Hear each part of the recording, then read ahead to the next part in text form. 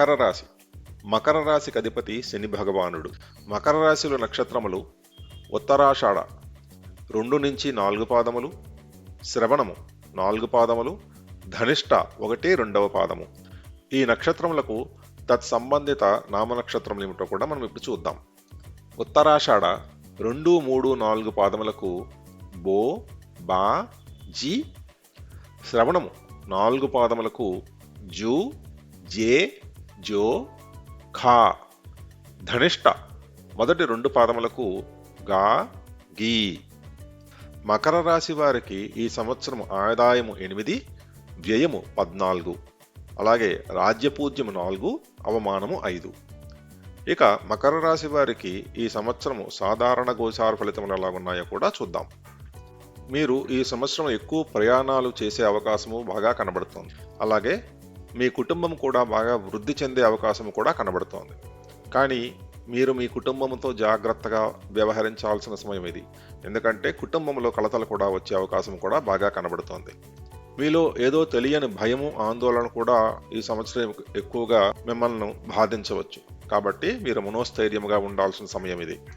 మీకు నిద్రలేమి లేదంటే నిద్రాభంగం కూడా ఎక్కువ జరిగే అవకాశం ఉంది.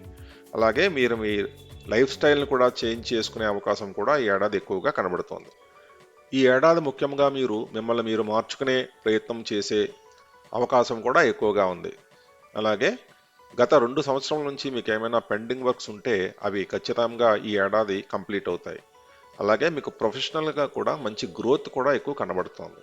అలాగే ఫారెన్ ట్రావెల్ అనగా విదేశీయానం కూడా మీకు చాలా యోగదాయకంగా మీకు కనబడుతోంది. ఈ మకర రాశి వారికి గురువు మిథునములోకి 14 మే 2025లో సంచరించబోతున్నాడు. రాహు వీరికి కుంభములో 18 మే 2025లో సంచరించబోతున్నాడు. అలాగే కేతు సంచారము సింహములోకి 18 మే 2025లో జరగబోతోంది. శని వీరికి మీనములో 29 మార్చ్ 2025లో సంచరించబోతున్నాడు. మకర రాశి వారికి వృత్తిపరంగా ఎలాగుంటుందో ఇప్పుడు చూద్దాము. ఈ రాశిలో ఎవరైనా కొత్తగా ఉద్యోగ ప్రయత్నాలు చేస్తే అవి చాలా సఫలీకృతం అవడానికి చాలా యోగదాయకంగా ఈ ఏడాది మీకు ఉపయోగపడుతుంది. అలాగే మార్కెటింగ్ వృత్తిలో పనిచేసే వారికి కూడా ఇది చాలా లాభదాయకంగా ఈ ఏడాది మీకు గోచరిస్తోంది. అలాగే మీరు ప్రమోషన్ గురించి ప్రయత్నిస్తూ ఏమైనా అడ్డంకులుంటే ఆ అడ్డంకులన్నీ ఈ ఏడాది తప్పక తొలగిపోతాయి. మకర రాశి వారికి ఆర్థికంగా ఈ ఏడాది ఎలాగుందో చూద్దాం. ఈ ఏడాది మీరు డబ్బును ఆదా చేయడానికి చాలా ప్రయత్నాలు చేస్తారు. మీకు ఇన్కమ్ మల్టిపుల్ సోర్సెస్ నుంచి కూడా ఎక్కువ వచ్చే అవకాశం కూడా కనబడుతుంది. అలాగే మీరు స్పెక్యులేషన్స్ అలాంటి విషయాల్లో మీ డబ్బును పెట్టడానికి ఈ ఏడాది ప్రయత్నించకండి. ఎందుకంటే చాలా నష్టాలను తెచ్చే అవకాశం ఎక్కువగా కనబడుతోంది. అలాగే మీకు ఈ ఏడాది లోన్స్ ఏమైనా ఉంటే అవి తీర్చాలి అన్నదే మీ ముఖ్య ప్రాధాన్యతగా మీరు భావిస్తారు. ఆరోగ్య ఫలితాలు ఎలాగున్నాయో చూద్దాం. వీరికి దంత లేదా ఈఎన్టీ సంబంధించిన సమస్యలు తలెత్తే అవకాశం ఎక్కువగా ఉంది. అలాగే మీకు వైరల్ ఫీవర్స్ కూడా ఈ వచ్చే అవకాశం ఎక్కువగా కనబడుతోంది. అలాగే మీకు ఎసిడిటీ లేదా గ్యాస్ట్రిక్ సమస్యలు కూడా మిమ్మల్ని చాలా ఇబ్బంది పడతాయి.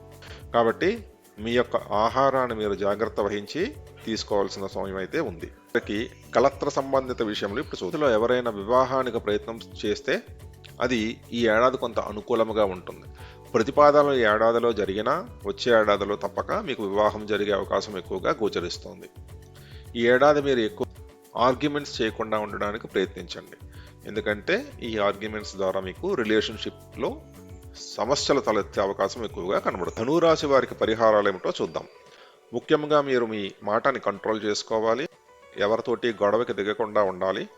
అలాగే ప్రతి మాసము వచ్చే కృష్ణ చతుర్థి నాడు సంకటహర చతుర్థి వ్రతం ఆచరించండి. ఈ వ్రతము ఏడాదికి 12 సార్లు వస్తుంది. 12 సార్లు కూడా ఆచరించడానికి ప్రయత్నించండి. అలాగే శ్రీకాళహస్తి పుణ్య సందర్శించడం కూడా మీకు ఎంతో యోగదాయకంగా ఉంటుంది. అలాగే పౌర్ణమి నాడు పౌర్ణమి తత్సంబంధిత వ్రత విధానము బట్టి మీ వ్రత విధానమును బట్టి ఆ రోజు పౌర్ణమిని మీరు ఆచరించండి. అలాగే అమావాస్య రోజులో ఒక గుమ్మడికాయని సద్బ్రాహ్మణునికి మీరు దానము చేయండి. అలాగే మీరు పవిత్ర నదిలో స్నానము చేయండి. ఒకవేళ మీకు పవిత్ర నది దగ్గర లేకపోతే మీరు ఏదైనా పుణ్యక్షేత్రంకు వెళ్ళినప్పుడు అచ్చట కోనేరులో స్నానం ఆచరించండి. అలాగే వీలైతే ఒక బంగారపు హారము లేదా గోల్డ్ చైన్ని ధరించడానికి ప్రయత్నించాడు. మా ఈ వీడియో కంటెంట్ కానీ మీకు నచ్చినట్టయితే లైక్ చేయండి, షేర్ చేయండి మరియు సబ్స్క్రైబ్ చేయండి. మా ఛానల్ సపోర్ట్ చేయండి. మా ఈ వీడియో చూసినందుకు అందరికీ థ్యాంక్ యూ. మా ఈ వీడియో